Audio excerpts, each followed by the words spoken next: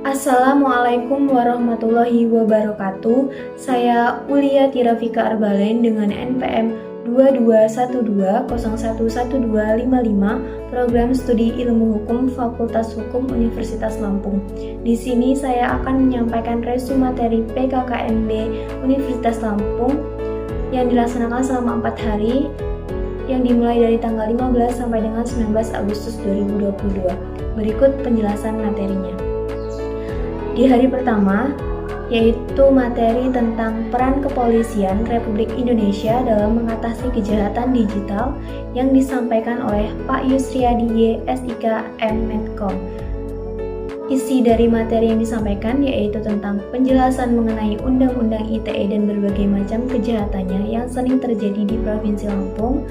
Yang kedua, definisi-definisi yang terdapat dalam UU ITE. Yang ketiga, contoh pelanggaran hukum di dunia maya. Dan yang keempat, tips and trick agar terhindar dari jeratan UU ITE. Kemudian dilanjutkan dengan materi kedua, yaitu tentang pengembangan karakter mahasiswa sebagai intelektual dan anti kekerasan, anti perundungan, yang disampaikan oleh Dr. Susetya Herawati, ST, MSI. Isi materi yang disampaikan yaitu yang pertama tentang peran generasi muda sebagai warga negara Indonesia. Yang kedua, perbedaan pola pikir dan pola sikap generasi muda yang tidak berpendidikan dengan yang berpendidikan. Yang ketiga, mahasiswa sebagai kelompok penting dari seluruh generasi muda yang memberikan harapan besar bagi pemerintah, masyarakat, dan keluarga. Dan yang keempat, pengembangan nilai-nilai budaya yang luhur dan relevan. Kemudian, materi ketiga yaitu tentang penguatan dan pengembangan karakter mahasiswa dalam perspektif agama yang disampaikan oleh Profesor Dr. Kiai Haji Said Adil Siroj, MA. Isi materi yang disampaikan yaitu tentang perbedaan prinsip-prinsip yang kokoh dari umat Islam Nusantara dengan masyarakat Arab. Yang kedua, efektivitas gagasan Hubul Waton yang berhasil memeluk karakter umat Islam Indonesia. Dan yang terakhir, ide gagasan iman nasionalisme bagian dari teologi yang tidak bisa dipisahkan dengan agama dan iman. Kemudian dilanjutkan dengan hari kedua yaitu materi tentang Merdeka Belajar Kampus Merdeka yang disampaikan oleh Profesor Dr. Heriandi, SHMS, Wakil Rektor Bidang Akademik. Materi yang disampaikan yaitu yang pertama tentang pilar visi Indonesia 2045. Isi pilar tersebut yaitu ada 4 poin. Yang pertama, pembangunan manusia serta penguasaan ilmu pengetahuan dan teknologi. Yang kedua, pembangunan ekonomi berkelanjutan. Yang ketiga, pemerataan pembangunan. Yang keempat, pemantapan ketahanan nasional dan tata kelola pemerintahan. Poin yang kedua yaitu tentang indikator profil pelajar Pancasila. Bernalar kritis, kemandirian, kreatif, gotong royong, kebinekaan global, dan berakhlak mulia.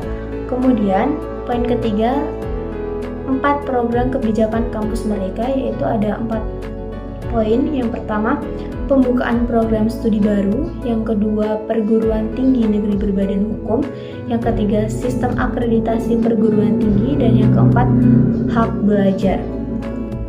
Dilanjutkan dengan materi kedua pada hari kedua ini yaitu tentang kesadaran lingkungan hidup, manajemen resiko, dan kampus sehat yang disampaikan oleh Profesor Dr. Asep Sukahar, SKET, MKes, SPKKLP, Wakil Rektor Bidang Umum dan Keuangan. Beliau menyampaikan materi tentang yang pertama, pengertian lingkungan hidup, yang kedua, permasalahan lingkungan hidup di Indonesia dan dunia, yang terdiri dari 3 poin utama yaitu lingkungan alam, lingkungan buatan, dan lingkungan sosial. Kemudian yang ketiga, pengelolaan lingkungan hidup yang terdiri dari 4 poin. Yang pertama, 3R. Yang kedua, mengelola sampah. Yang ketiga, menjaga kelestarian SDA. Dan yang keempat, waspada pemanasan global. Kemudian yang terakhir yaitu tentang manajemen resiko. Kemudian dilanjutkan dengan materi selanjutnya yaitu tentang etika dan norma kehidupan kampus yang disampaikan oleh Profesor Dr. Yulianto, MS, Wakil Rektor Bidang Kemahasiswaan dan Alumni. Yang pertama yaitu tentang mahasiswa ideal. Apa sih mahasiswa ideal itu? Mahasiswa ideal adalah mahasiswa yang mampu berpikir positif terhadap sesuatu yang dikerjakan dan mampu menyeimbangkan antara akademik, organisasi, dan tugas. Kemudian yang kedua, ada 4 tipe mahasiswa. Yang pertama, tipe mahasiswa study oriented, yang kedua tipe mahasiswa organization oriented, yang ketiga tipe mahasiswa study and organization oriented, dan yang terakhir tipe mahasiswa yang suka bermain.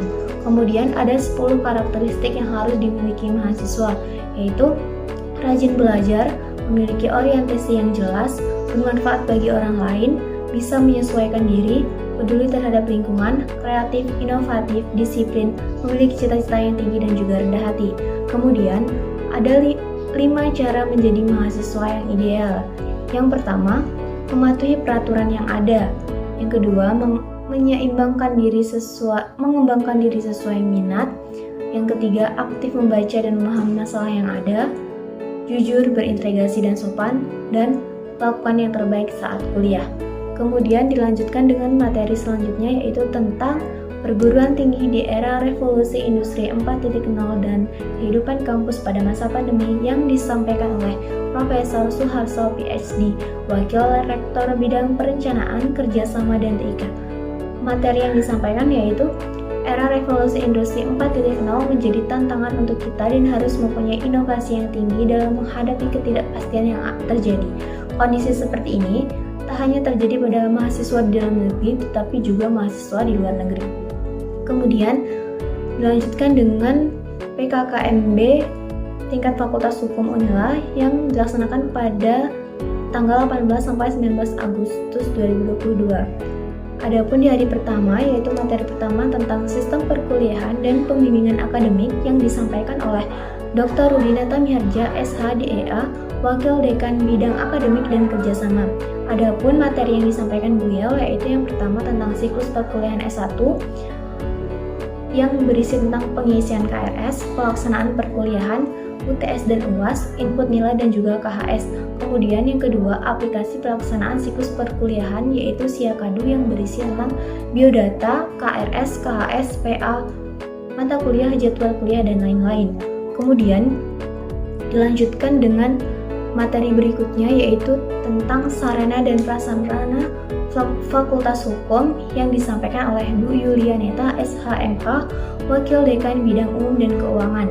Materi yang disampaikan yaitu yang pertama tentang subak umum yang memiliki tugas pertama mengelola sarana dan prasarana, yang kedua penataan sarana dan prasarana, yang ketiga pemeliharaan sarana dan prasarana.